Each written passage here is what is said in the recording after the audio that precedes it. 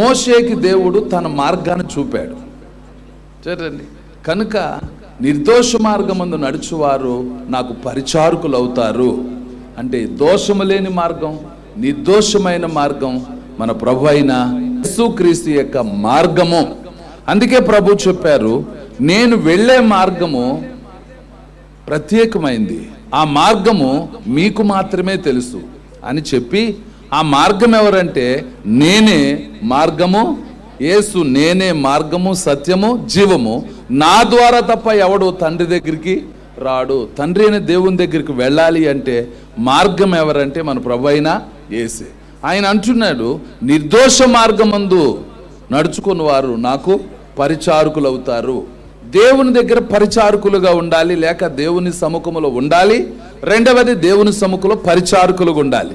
దేవుని దగ్గర ఉండేది ఎవరంటే నమ్మకస్తులు. రెండవది, నిర్దోష మార్గంలో నడిస్తే వారు దేవుని పరిచారకులు. ఇప్పుడు మోషేకి దేవుడు తన మార్గాలు తెలియచేశాడు కనుక యెహోవాకు పరిచారకుడుగా ఉన్నాడు. ఆమేన్. కనుక మోషేకి దేవుడు తన మార్గాన్ని తెలియజేశాడు. మోషే ఆ మార్గంలో నడిచాడు కనుక, ఆ మార్గాన్ని అనుసరించాడు కనుక ఆయన వెంబడించిన మరి శిష్యుడైన యెహోషువ ఉన్నాడు. మోషే ఎలాగైతే నడిచాడో దేవునితో, యెహోషువ కూడా నడిచాడు. దేవుని యొక్క మాటలు గూర్చి ఆయన అంటాడు, నిర్దోష మార్గమందు నడుచువారు నాకు పరిచారకులుగా ఉంటారు. నిర్దోష మార్గాన్ని ఎవరైతే నడుస్తారో వాళ్ళు పరిచారకులుగా ఉంటారు. ఆ నిర్దోషమైన మార్గాన్ని గూర్చి ప్రభు అంటున్నారు, మీకు మాత్రమే నేను వెళ్ళే మార్గం తెలుసు. నేను వెళ్ళబోయే మార్గం, నేను వెళ్ళుచున్న మార్గం మీకు మాత్రమే తెలుసు. అందుకే ప్రభువుకి పరిచారకులుగా ప్రభు శిష్యులు ప్రభుని కలిగి జీవించారు. కనుక ఆ మార్గాన్ని ప్రభు మోషేకి తెలియచేశాడు కనుక మోషే ఆ మార్గంలో నడిచాడు. ఆయన సేవకుడైన యెహోషువ కూడా ఆ మార్గంలో నడిచాడు.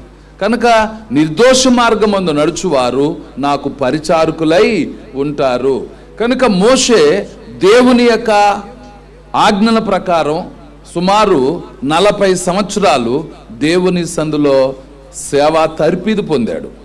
40 సంవత్సరాలు కర్ర తీసుకొని దేవుడు అతనికి మిద్యాను అరణ్యములో తనకు విధేయత నేర్పాడు.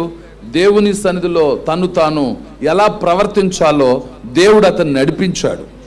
ఆ 40 సంవత్సరాల తర్వాత దేవుడు మోషేని పిలిచాడు, మోషేని ఏర్పరచుకున్నాడు. మోషే యెహోవాకు పరిచారకుడిగా నిలిచాడు. అలాగే మోషే కాలంలో ఇశ్రాయేలీలో నుండి దేవుని సేవకుడైన మోషేకి పరిచారకుడిగా మిగిలాడు యెహోషువ.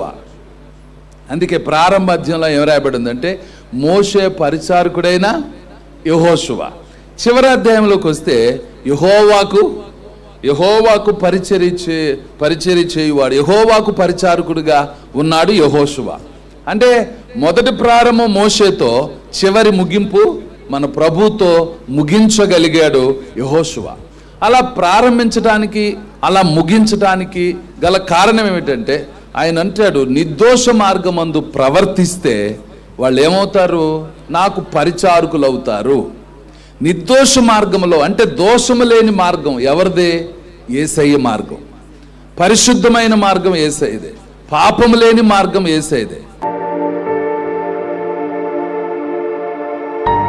ప్రేమ కలిగిన మా ప్రభువా, జీవమగల దేవా, గనుడు అయిన గొప్ప తండ్రి, మీ ఘనమైన నామమును బట్టి స్తుతులు వందనాలు చెల్లిస్తూ ఉన్నాం. ఈ రోజు నాతో మాట్లాడావు.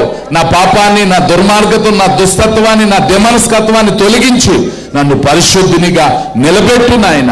మీ దేవా నిర్దోష మార్గంలో నడవాలి దేవా, మీకు పరిచారకులుగా చేస్తాను అన్నారు కనుక అలా నెరవేరడానికి నన్ను సిద్ధపరచు అని ఈరోజు ఎవరైతే ప్రార్థన చేస్తున్నారో వాళ్ళు కుడి చేయెత్తి చూపుతున్నారో నీ సహాయము దయచేయండి, వారిని దీవించమని యేసు నామమున అడుగుచున్నాము తండ్రి.